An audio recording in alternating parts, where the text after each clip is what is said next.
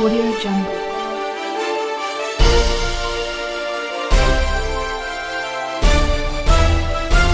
Audio Jungle. नमस्कार दोस्तों, Vinayak competition classes के यूट्यूब चैनल पर आपका स्वागत है। आज अपन चर्चा करेंगे राजनीति विज्ञान के टॉपिक आरपीएससी राजस्थान लोक सेवा आयोग के बारे में। तो भारतीय संविधान का जो भाग 14 है, भारतीय संविधान का भाग 14, भारतीय संविधान के भाग 14 में अनुच्छेद 315 से लेकर 323 तक लोक सेवा आयोग के बारे में बताया गया है। अनुच्छेद 315 से लेकर 323 तक कुल 9 अनुच्छेद हैं। कितने अनुच्छेद हैं? कुल 9 अनुच्छेदों में लोक सेवा आयोगों के बारे में बताया गया है। ठीक है, तो संपूर्ण भारत के लिए एक संघ लोक सेवा आयोग, union public service commission, union public service commission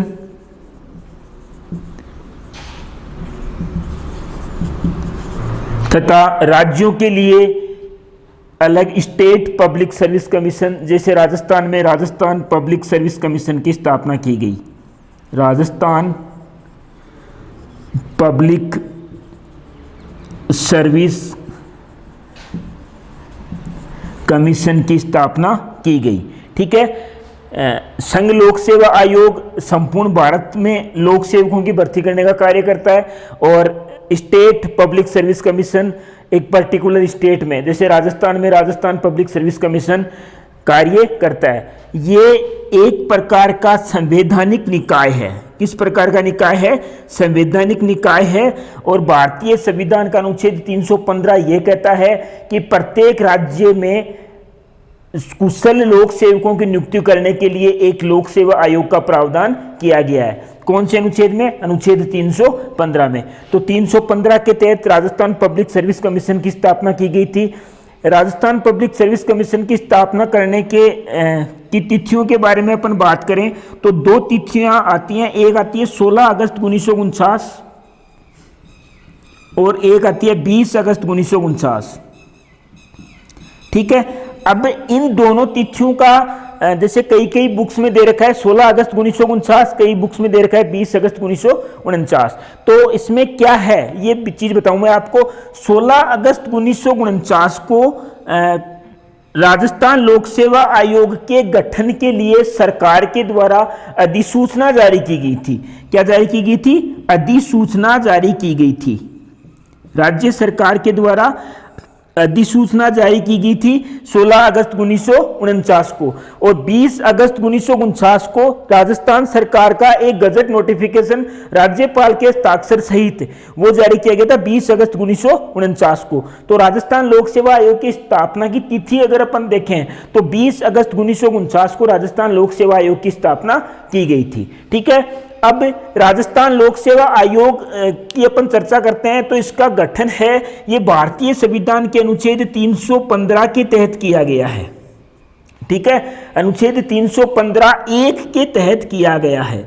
अब एक जैसे आपकी क्वेश्चन आ जाए, ये 315 एकदम सही आंसर है आपका, लेकिन यदि एग्जाम में आपके अनुच्छेद 315(1) और अनुच्छेद 315(2) आए तो आपको अनुच्छेद 315(1) टिक करना है। क्यों? क्योंकि भारतीय संविधान के अनुच्छेद 315(2) में यह कह रखा है कि संसद 2 या 2 से अधिक राज्यों के लिए भी एक संयुक्त लोक सेवा आयोग का गठन कर सकती है। यह कौन से अनुच्छेद में की गई है? अनुच्छेद 315(2) के तहत। ठीक है, तो 315(2) में तो यह कहा गया है भाई 2 या 2 से अधिक राज्यों के लिए एक संयुक्त लोक सेवा आयोग होगा, और 315(1) में यह कहा गया है भाई किसी भी राज्य के लिए एक लोक सेवा आयोग के गठन करना आवश्यक है। ठीक है, यह बात अनुच्छेद 315 की है। तो राजस्थान लोक सेवा आयोग के गठन की यदि तिथि की बात करें अपन तो 20 अगस्त 1949 को राज्यपाल के द्वारा गजट नोटिफिकेशन जारी किया गया था इसका। ठीक है, उसके बाद में अपन देखते हैं कि राजस्थान लोक सेवा आयोग जो है इसने 20 अगस्त 1949 को अपना कार्य करना प्रारंभ कर दिया। इसके प्रथम अध्यक्ष थे सर एस के घोष। सर एस के घोष इसके प्रथम अध्यक्ष थे। सर एस के घोष इसके प्रथम अध्यक्ष थे, ठीक है। और राजस्थान लोक सेवा आयोग के वर्तमान अध्यक्ष हैं दीपक उप्रेती सर, ये भी आप जानते हो। ये तो कौन से हैं, प्रथम अध्यक्ष, और वर्तमान है दीपक उप्रेती, दीपक उप्रेती। ये वरिष्ठ IAS अधिकारी हैं जो राजस्थान लोक सेवा आयोग के वर्तमान अध्यक्ष हैं, वर्तमान अध्यक्ष हैं, ठीक है। अब राजस्थान लोक सेवा आयोग के पहले अध्यक्ष थे सर SK घोष, ठीक है। इसके बाद में राजस्थान लोक सेवा आयोग में वर्तमान में टोटल सदस्यों की संख्या है 7 सदस्य प्लस 1 अध्यक्ष, तो टोटल संख्या कितनी हो गई वर्तमान में, 8 हो गई। अब इसका क्रम आपको ध्यान रखना है। राजस्थान लोक सेवा आयोग की स्थापना के समय, जब राज्य लोक सेवा आयोग की स्थापना की गई थी, उस समय राजस्थान लोक सेवा आयोग में कितने सदस्य थे, तो मैं आपको बताऊं, राजस्थान लोक सेवा आयोग में सदस्यों की संख्या 1968 तक एक अध्यक्ष प्लस 2 सदस्य थे, ठीक है। 20 अगस्त 1949 से लेकर 1968 तक एक अध्यक्ष प्लस 2 सदस्यों का प्रावधान था, 1968 तक, ठीक है। इसके बाद में 1973 में सदस्यों की संख्या को 2 से बढ़ाकर कितना कर दिया गया, 3 कर दिया गया। उसके बाद में 1981 में 3 को बढ़ाकर कितना कर दिया गया, 4 कर दिया गया, ठीक है। और 2011 में इन सदस्यों की संख्या को 7 कर दिया गया है। कितनी कर दिया गया है, 7। तो वर्तमान में राजस्थान लोक सेवा आयोग में कुल सदस्यों की संख्या कितनी है, 7, और एक कौन है, अध्यक्ष, तो टोटल सदस्य संख्या कितनी हो गई, 8। टोटल सदस्य संख्या कितनी हो गई, 8, ठीक है। अब वर्तमान में राजस्थान लोक सेवा आयोग में 8 सदस्य हैं। अब ये अध्यक्ष समेत कितने सदस्य हैं, 8। अब राजस्थान लोक सेवा आयोग से संबंधित जो अनुच्छेद हैं उनके बारे में अपन चर्चा करते हैं। उससे पहले अपन एक चीज देखते हैं कि राजस्थान लोक सेवा आयोग के प्रथम अध्यक्ष थे sir SK Ghosh, sir SK Ghosh. Rajasthan लोक सेवा आयोग में वर्तमान अध्यक्ष जो हैं वो हैं दीपक उप्रेती, दीपक उप्रेती। अब आज तक राजस्थान लोक सेवा आयोग जो है इसमें सर्वाधिक कार्यकाल किसका रहा है, DS तिवारी। किसका रहा है, DS तिवारी का, DS तिवारी। DS तिवारी राजस्थान लोक सेवा आयोग के 3 नंबर के तीसरे अध्यक्ष थे। इनका कार्यकाल 6 वर्ष 5 माह के लगभग था, 6 वर्ष 5 माह के लगभग था, ठीक है। और सबसे कम कार्यकाल की अपन बात करते हैं तो PS Yadav, PS Yadav, PS Yadav, इनका कार्यकाल रहा था 37 दिन का।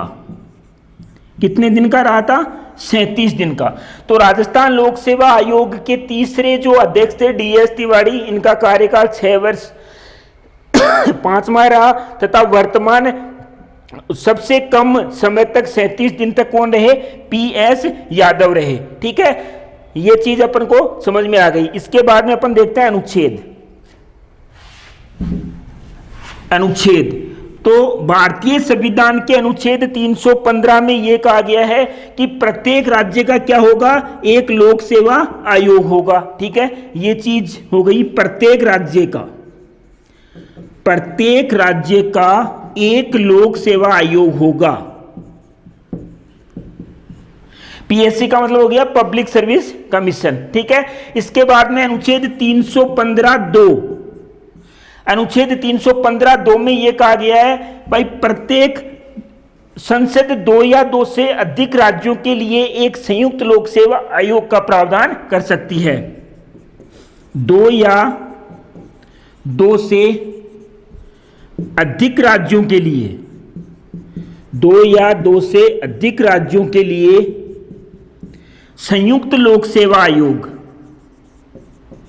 संयुक्त पीएससी का गठन कर सकती है, गठन कर सकती है। ठीक है, यह बात हो गई अनुच्छेद 315(2) की। ठीक है, इसके बाद में अनुच्छेद 316, अनुच्छेद 316 आता है। इसमें नियुक्ति व कार्यकाल, नियुक्ति व कार्यकाल के बारे में चर्चा की गई है, नियुक्ति व कार्यकाल के बारे में चर्चा की गई है। कौन से अनुच्छेद में? अनुच्छेद 316 में। अब देखो, आरपीएससी, राजस्थान लोक सेवा आयोग के अध्यक्ष की नियुक्ति कौन करेगा? ये बात भारतीय संविधान के अनुच्छेद 316 में लिखी गई है कि आरपीएससी के अध्यक्ष की नियुक्ति कौन करेगा? राज्यपाल करेगा। कौन करेगा? राज्यपाल करेगा।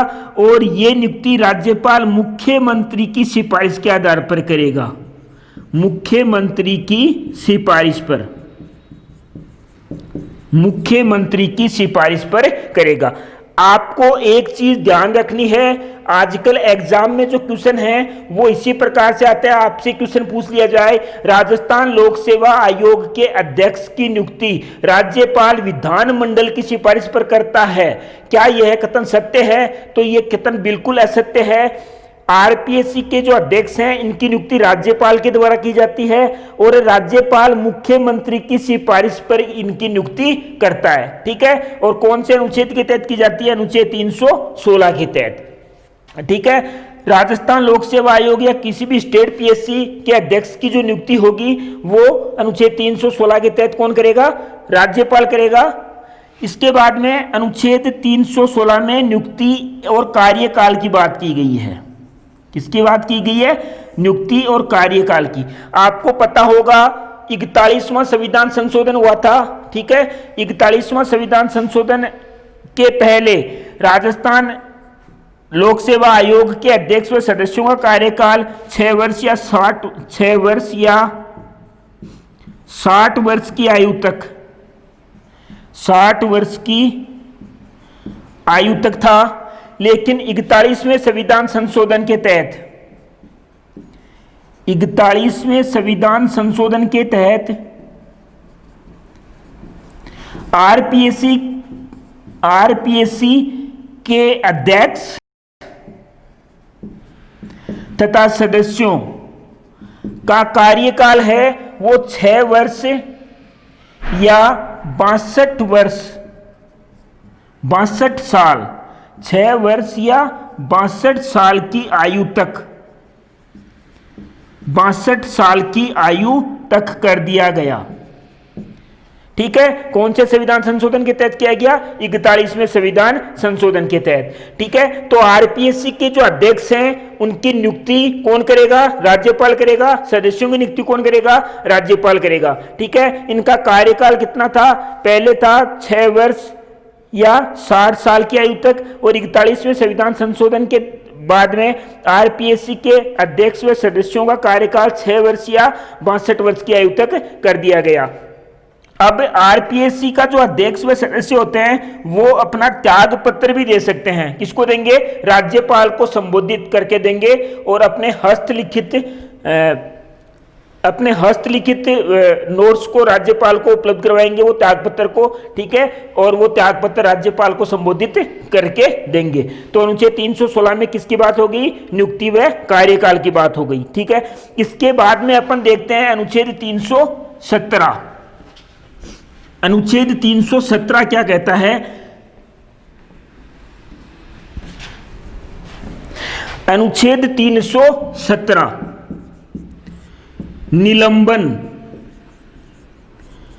निलंबन या हटाया जाना, निलंबन या हटाया जाना। देखो, आरपीएससी के जो सदस्य होते हैं ये निलंबन या हटाया जाना, इन दोनों शब्दों को देखना है अपन को।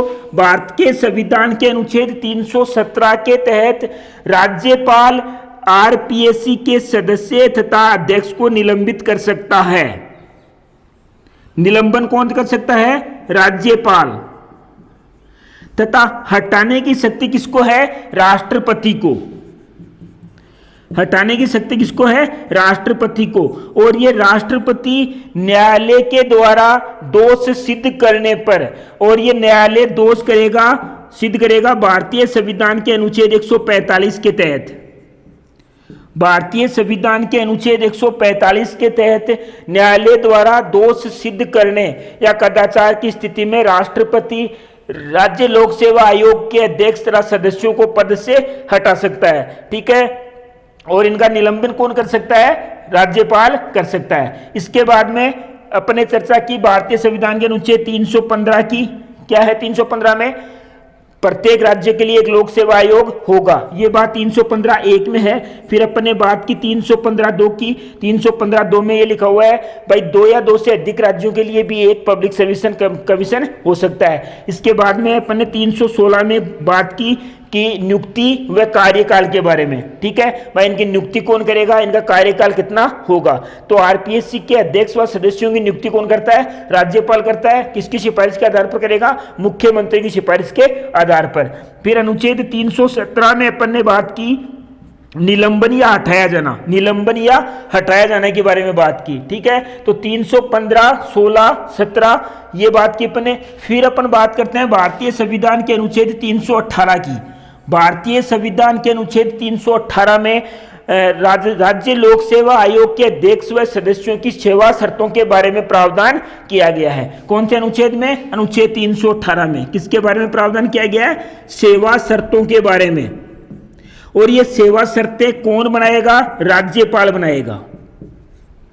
कौन बनाएगा? राज्यपाल बनाएगा। भारतीय संविधान का अनुच्छेद 318 ये कहता है भाई आरपीएससी के जो अध्यक्ष व सदस्य हैं उनकी सेवा की शर्तों का निर्धारण कौन करेगा? राज्यपाल करेगा। ये 318 तक अपनी बात हो गई।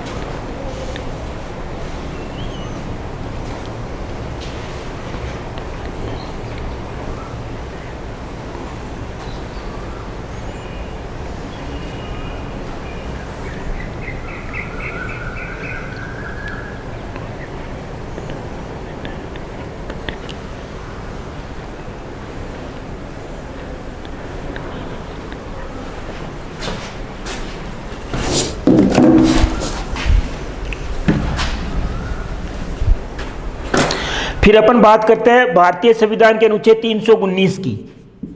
भारतीय संविधान का अनुच्छेद 319, भारतीय संविधान का अनुच्छेद 319 ये कहता है कि आयोग के सदस्य या अध्यक्ष का पद पर कार्य कर लेने के बाद उसकी सेवा की शर्त, उसकी सेवा पर प्रतिबंध किस प्रकार लगाया जाता है। जैसे संविधान के अनुच्छेद 319 के तहत मान लो आरपीएससी का कोई सदस्य है या आरपीएससी का कोई अध्यक्ष है। ठीक है, आरपीएससी का एक तो क्या है, आरपीएससी का सदस्य, और एक क्या है, आरपीएससी का अध्यक्ष। ठीक है, दोनों की सेवानिवृत्ति आयु क्या है, 6 वर्ष या 62 साल की आयु, 62 साल की आयु। तो आपको पता है भाई सदस्यों का एक बार कार्यकाल समाप्त होने के बाद तथा अध्यक्ष का एक बार कार्यकाल समाप्त होने के बाद उसको वापस पुनर्नियुक्त नहीं किया जा सकता। ठीक है, ये बात अनुच्छेद 319 में लिखी गई है। तो इस पर इनके कार्यकाल की समाप्ति के बाद इनकी सेवा पर प्रतिबंध लगाया गया है। भाई ये किसी भी राज्य सरकार में किसी राज्य स्तर के पद पर ये सेवाएं नहीं दे सकते। ठीक है, अब ये जो आरपीएससी के सदस्य और जो अध्यक्ष हैं, इनका क्या कार्य होता है? सेवानिवृत्ति के बाद आरपीएससी का कोई भी सदस्य है, ये यूनियन यूपीएससी का सदस्य बन सकता है।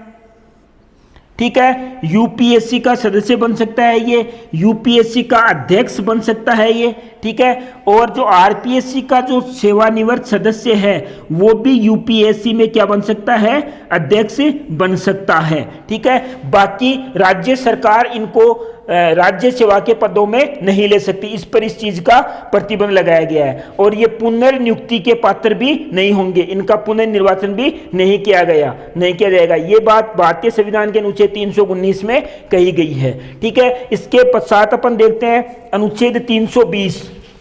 अनुच्छेद 320 में लोक सेवा आयोग के कर्तव्यों के बारे में चर्चा की गई है। किसके बारे में? लोक सेवा आयोग के कर्तव्य। लोक सेवा आयोग के कर्तव्य।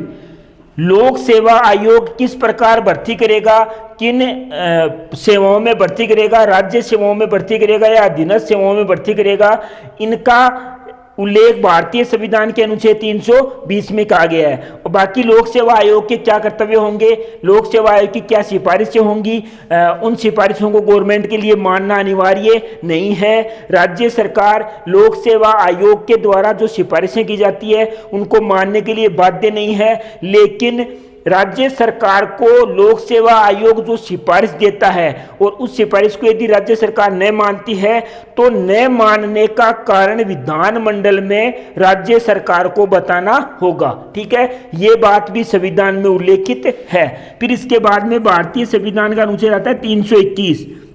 भारतीय संविधान के अनुच्छेद 321 में लोक सेवा आयोग के कर्तव्यों में विस्तार की बात की गई है। भाई, राज्य लोक सेवा आयोग होगा या संघ लोक सेवा आयोग होगा, उसके कर्तव्यों में बढ़ोतरी की जा सकती है। इस बात का उल्लेख कौन से अनुच्छेद में किया गया है? अनुच्छेद 321 में किया गया है कि लोक सेवा आयोग के कर्तव्यों में विस्तार राज्य सरकार कर सकती है। ठीक है, इसके बाद में भारतीय संविधान का अनुच्छेद 322 लोक सेवा आयोग के विस्तार की बात करता है। किसकी बात करता है? लोक सेवा आयोग के विस्तार की बात करता है। लोक सेवा आयोग के विस्तार की बात करता है। कौन सा अनुच्छेद? अनुच्छेद 322। अनुच्छेद 322 में यह कहा गया है भाई, लोक सेवा आयोग के अध्यक्ष व सदस्यों की संख्या में बढ़ोतरी की जा सकती है। ये बात 322 में की गई है। ठीक है, इसके अलावा भारतीय संविधान का अनुच्छेद 323 ये कहता है भाई, राज्य लोक सेवा आयोग को 1 वर्ष के अपने कार्यकाल या अपने कामकाज की रिपोर्ट राज्यपाल को प्रस्तुत करनी होगी। किसको प्रस्तुत करनी होगी? राज्यपाल को प्रस्तुत करनी होगी। राज्यपाल को प्रस्तुत करनी होगी। आरपीएससी अपनी 1 साल के कामकाज का ब्यौरा भारतीय संविधान के अनुच्छेद 323 के तहत किसको सपुर्द करता है? राज्यपाल को सपुर्द करता है। ठीक है, ये बात कौन से अनुच्छेद में की गई है? अनुच्छेद 323 में कही गई है।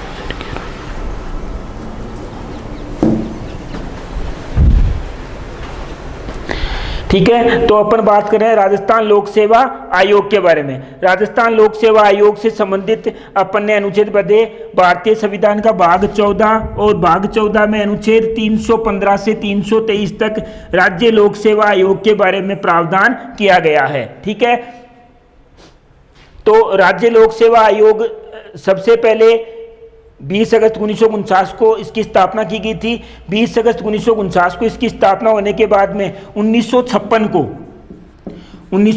को पी सत्यनारायण राव कमेटी की सिफारिश के आधार पर राज्य लोक सेवा आयोग का स्थानांतरण जयपुर से कहाँ किया गया, अजमेर किया गया। मैं आपको बताऊं, राज्य लोक सेवा आयोग की स्थापना 20 अगस्त 1949 को जयपुर में की गई थी। उसके बाद में 1956 में पी सत्यनारायण राव कमेटी की सिफारिश के आधार पर इसको अजमेर में स्थानांतरित किया गया था। ठीक है, फिर अपन ने चर्चा की राज्य लोक सेवा आयोग के से संबंधित अनुच्छेदों के बारे में।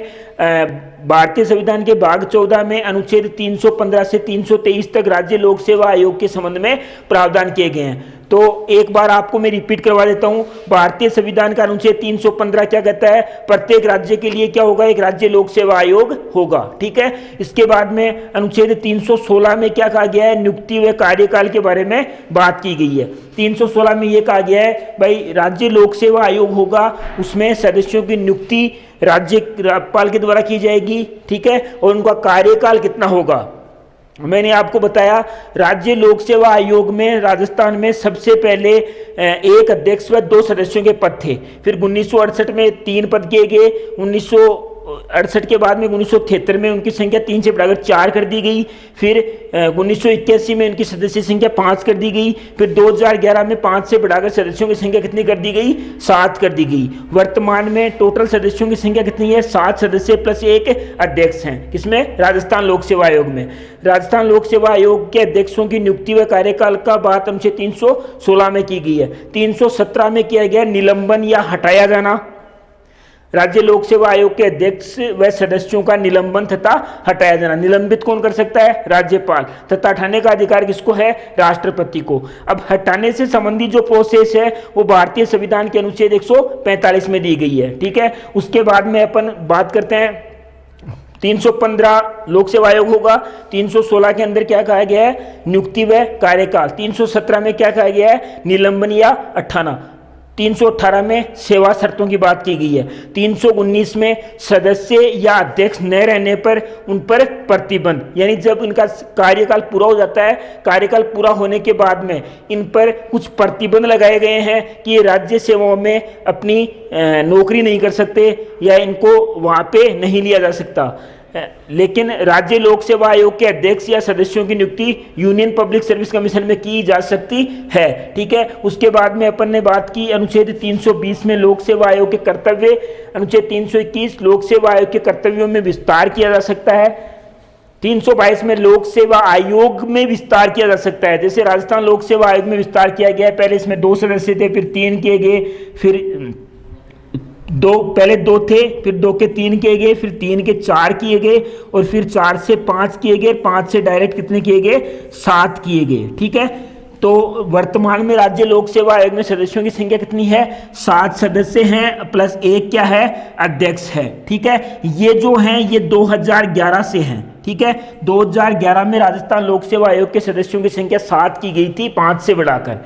ठीक है, अब इसके बाद में राज्य लोक सेवा आयोग है, इससे संबंधित क्वेश्चन ये पूछा जा सकता है भाई, प्रथम राज्य लोक सेवा आयोग के अध्यक्ष कौन थे, राजस्थान लोक सेवा आयोग के प्रथम अध्यक्ष थे सर एस के घोष। ठीक है, उसके बाद में एक क्वेश्चन आ सकता है, आज तक सर्वाधिक लंबा कार्यकाल राजस्थान आरपीएससी में किसका रहा, तो आपको पता है डीएस तिवारी, इनका कार्यकाल सर्वाधिक लंबा रहा था। ठीक है, और सबसे छोटा कार्यकाल यदि पूछें तो पीएस यादव 37 दिन तक आरपीएससी के चेयरमैन रहे थे। ठीक है, तो भारतीय संविधान में आज अपन ने आरपीएससी के बारे में चर्चा की है। आरपीएससी क्या है, भारतीय संविधान के कौन से भाग में इसका उल्लेख है, इसमें कौन कौन से अनुच्छेद हैं तथा किन किन अनुच्छेदों में किस किस प्रकार से बात कही गई है। ठीक है, तो आप ज़्यादा से ज़्यादा इस वीडियो से लाभ उठाएं। आगे अपन चर्चा करते रहेंगे भारतीय संविधान और पॉलिटी के बारे में। ठीक है, तो आज मैं अपने टॉपिक को यही समाप्त करता हूँ। जय हिंद, जय भारत।